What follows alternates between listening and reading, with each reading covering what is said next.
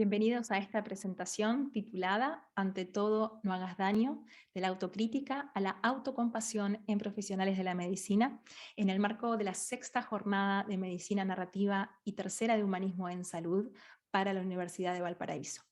Mi nombre es Natalia Sarro, soy licenciada en Psicología, terapeuta narrativa e instructora certificada para el entrenamiento en cultivo de la compasión, o CCT, del Compassion Institute en Estados Unidos. Hoy me gustaría compartirles brevemente una viñeta clínica de una médica cirujana, a quien llamaremos Diana, y a quien tuve el honor y la posibilidad de acompañar en el marco de un tratamiento psicoterapéutico con enfoque basado en compasión durante aproximadamente 2 años, y también compartirles algunos insights sobre los efectos que está teniendo actualmente el burnout en aquellas personas a quienes hoy confiamos el cuidado de la salud y de la enfermedad de nuestros familiares y de nuestros seres queridos, y también compartirles algunas intervenciones posibles basadas en aportes de mindfulness y compasión para reducir el efecto de las voces autocríticas, de la culpa y la vergüenza, para fortalecer la relación médico-paciente y también aliviar los síntomas de estrés y burnout en profesionales de la salud. Y para esto me gustaría comenzar citando un fragmento de un libro que leímos junto con Diana durante el devenir del acompañamiento, escrita por un neurocirujano, Henry Marsh, quien dice: todo cirujano lleva en su interior un pequeño cementerio al que acude a rezar de vez en cuando, un lugar lleno de amargura y pesar en el que debe buscar explicación a sus fracasos. Estamos viendo que la búsqueda de explicación y de sentido es un rasgo central en el ser humano y no es la excepción el profesional de la salud. Y esto se correlaciona directamente con lo que nos enseña la doctora Rita Charon, quien en el año 2011, en una entrevista que le hacen en Nueva York, nos cuenta que desde los comienzos de los estudios de la carrera de medicina, ella ha identificado una sed o un hambre, así lo determina ella, de espacios para el trabajo del significado, una necesidad de ofrecer un espacio donde poder hablar de la vida y de la muerte, de lo que significa escuchar las historias difíciles que a los profesionales de la salud les toca escuchar y acompañar en los espacios de intervención en los que trabajan. Y en ese estado llega Diana, con hambre de sentido y de significado. En la primera sesión me cuenta que tiene 38 años, que es médica cirujana, que es jefa de planta del servicio de cirugía pediátrica en un hospital público y que está buscando un espacio para recargar energía, ¿no? Para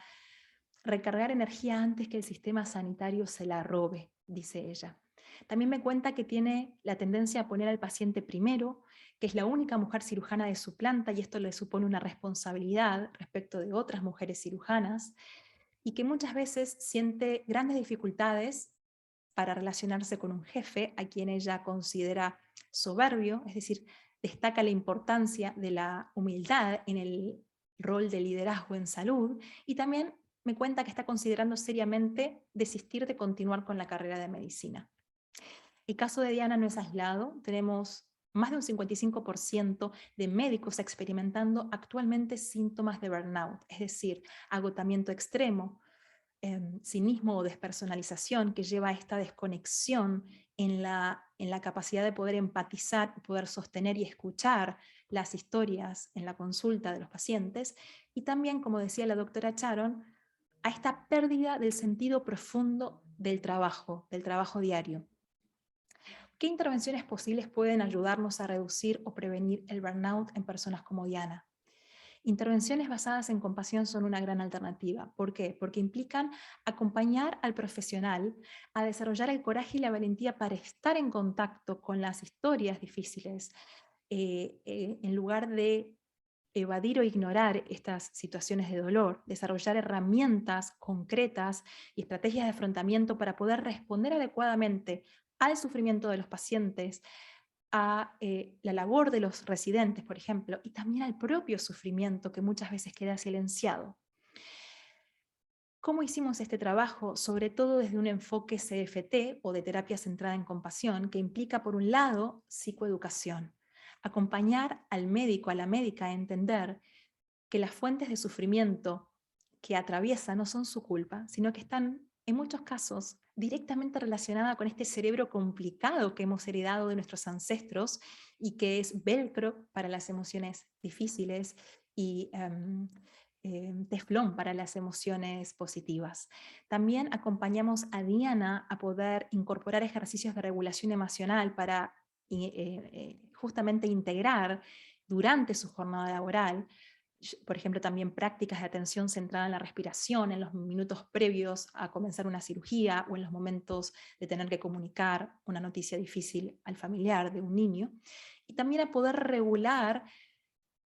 la calidad de la voz interna con la que ella se hablaba a sí misma en la intimidad de su mente ante momentos de fracaso, haciendo una distinción entre los efectos de la autocrítica feroz, que fomenta la vergüenza, el miedo, la ira y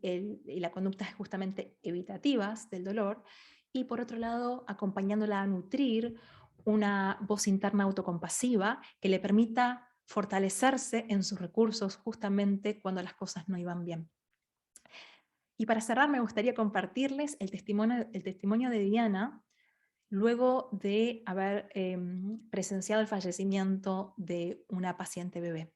Y ella me dice: volví a operar varias veces en mi cabeza durante la noche al pacientito bebé que falleció ayer. Y esta mañana, semidormida, intencionalmente visualicé a mi otro pacientito fallecido del año pasado, Manuel, que lo agarraba de la mano al bebé de anoche, se lo llevaba y se iban en paz. Recé, revisé libros. Esta noche me he dado espacio para sentir el dolor. En vez de castigarme, he sido más benévola conmigo. Entendimos con Diana que esto respondía a los valores de bondad y amor, y cuando hicimos una recapitulación del origen de estos valores, ella me pudo contar que eran valores que habían sido inspirados por su padre, ¿no? Quien siempre solía decirle: pensá en el otro, vos tenés que hacer medicina porque siempre va a hacer falta la salud. Como conclusiones, podemos decir que está claro que el síndrome del burnout requiere atención urgente y que requiere una respuesta multidimensional y sistémica, justamente incorporando las voces de distintos actores. Y también despedirnos con una frase de Diana, quien me dijo esto: cuando uno hace el bien se mueve como un reguero de pólvora y no lo puedes parar. Muchas gracias.